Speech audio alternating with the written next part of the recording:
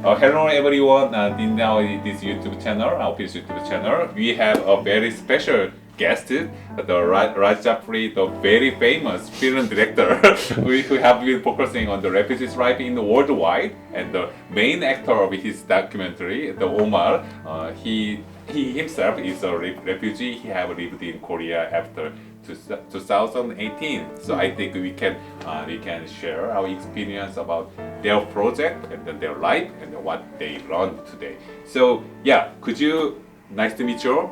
Nice to meet you too. Thank you for having us here. Yeah. It's a real pleasure to see you Oh again. yeah, thank you for it's an honor to having you this in our YouTube channel. So could you introduce yourself for a little bit?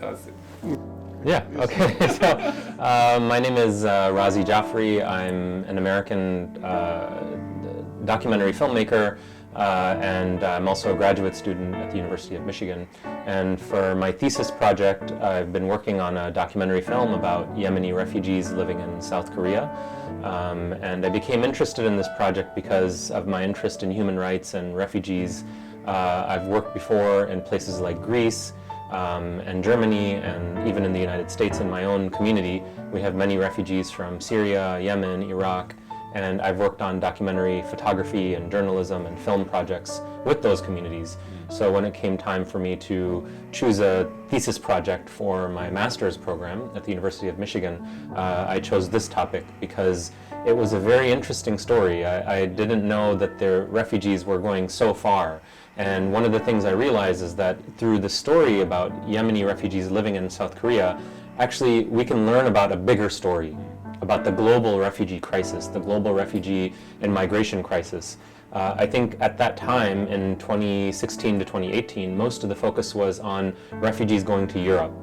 But actually the problem was so big that we didn't realize that people were going to such faraway countries like Taiwan and Japan and South Korea. So that's how I became involved in this project. And when I came to South Korea, this is when I met Omar in the summer. So, and maybe now you can talk about yourself. Yeah. Okay. Thank you for having us with you. My name is Omar Alwahaishi. I've been a refugee in Korea since 2018. And actually Korea is a good country to live, but we have some difficulties with the status, the refugee status and these things. How did you join this project? How did you meet Raj Jafri? Well, actually, I was introduced to Raz through a friend of mine. He told me that this guy is trying to make a movie, a documentary film about refugees, and he's interested. We could just meet him and talk to him.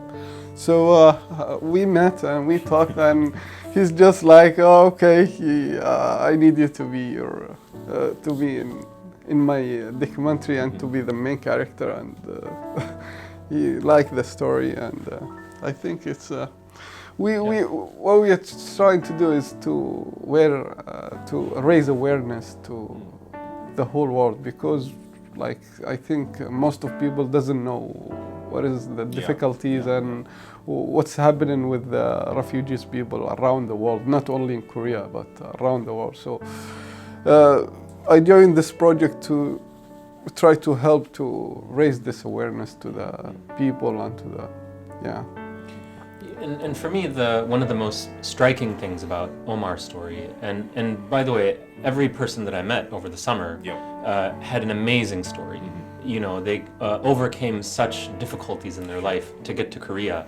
And now living here, they're facing new difficulties and new challenges. But the thing that I learned about Omar was his life was complicated in a very specific way. You know, his family separated over 3 or 4 different countries. His parents being in the United States, and it turned out through the serendipitous coincidence that his father only lived 20 minutes from me in Detroit, and then Omar lived 10 minutes from me in Seoul. So upon learning about this, that his part of his family lives in the United States, I thought this is going to be a really compelling story because I knew that I could go back to the US and began getting the rest of the story from his family. And so since then, when I went back after the summer of being in Korea, I met Omar's father, and I've now gotten to know him a little bit as well. But the other big thing that I realized about Omar was the bigger tragedy in the story is that, his wife and children are in Yemen. So he's separated from his wife and kids who are in Yemen, and then his parents who are in the United States. So to me, this became a very compelling story to be able to talk about this bigger project, about refugees and how the families are affected by this type of forced global migration. So. I saw the draft editing your documentary last night, and it was quite awesome, I think, for me. And then because even I'm a kind of human rights activist in Korea, so I think I knew many structures and I met many refugees in Korea, but your documentary reveals more about how their daily life and their deeper thought of how they think about Korea or some kind of refugee status in everything. I really hope to see the final version, and then I think it will be very, very wonderful documentary. I'm sure about that. I hope so, and my main goal, as Omar also said, this is one thing that we share, is that, yes, while Omar is the main character in the film, it's about the whole refugee community and how their lives are affected and impacted by the situation that they find themselves in. Nobody wants to leave their home. Nobody wants to leave their home country. Sure. You have to leave when you don't have a choice. And so often the discrimination that refugees face is that they're coming to our country to take our resources, to take the benefits from the society, away from the citizens of that country. But it's not the case. As we see in Omar's case, he's hardworking, and all the refugees, they're very hardworking, very knowledgeable about the world and the society that they're in, and they want to contribute actually to that society. But the challenge is that they're not able to form a full life in that society. And I think it might be good, for Omar, you can share some of the struggles that you experience day to day, living here. Life isn't easy.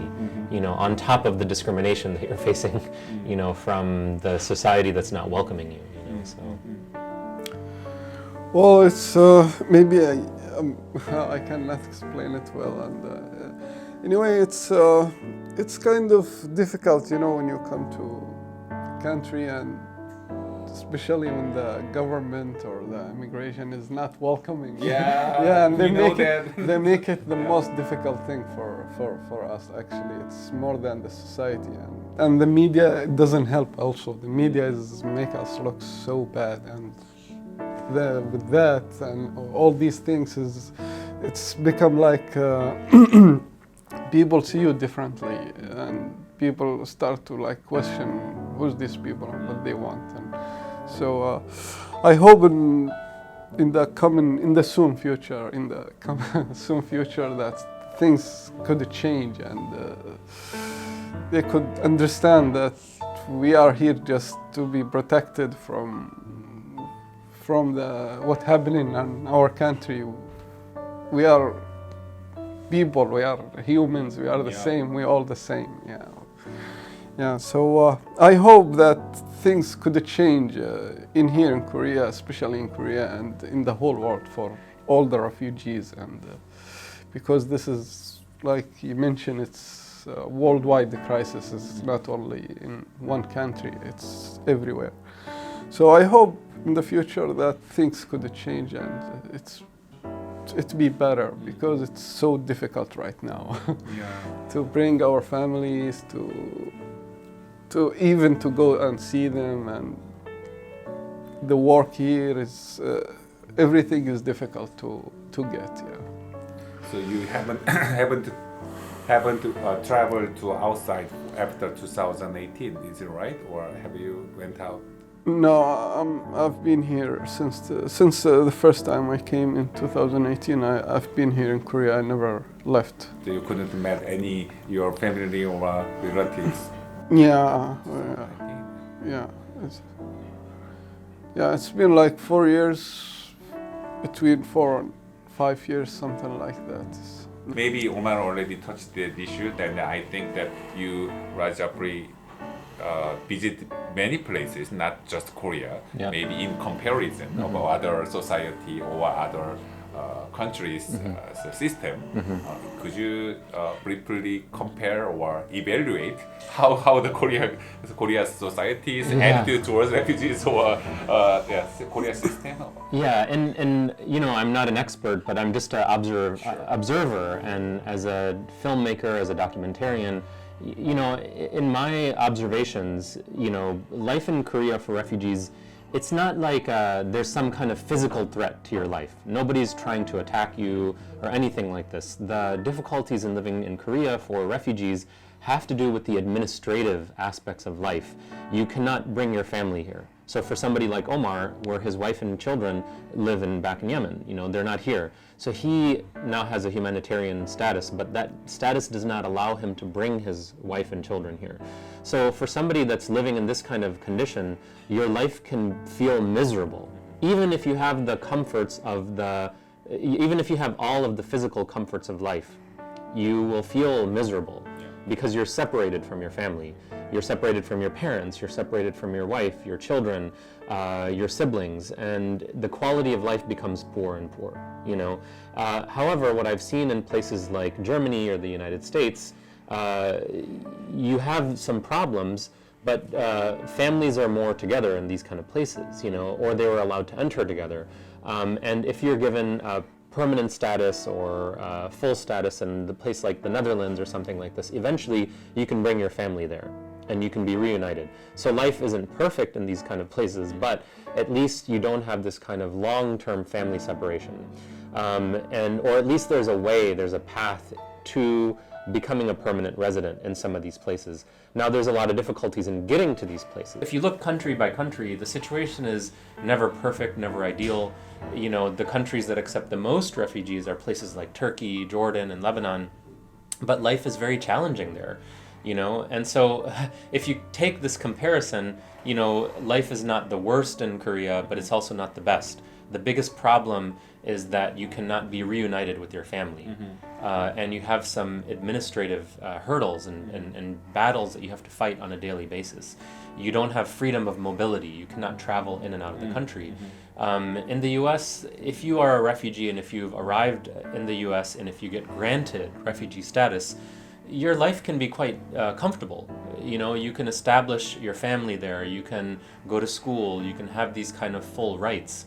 And so this is one of the big differences, you know. And I think every country, especially every rich country, countries like South Korea, like Japan and the United States, we have to have reform on the refugee policies because nobody chooses to come to these places by choice. You know, they're coming there because they have no choice. They have to leave their country because of war or some other kind of existential threat to their life.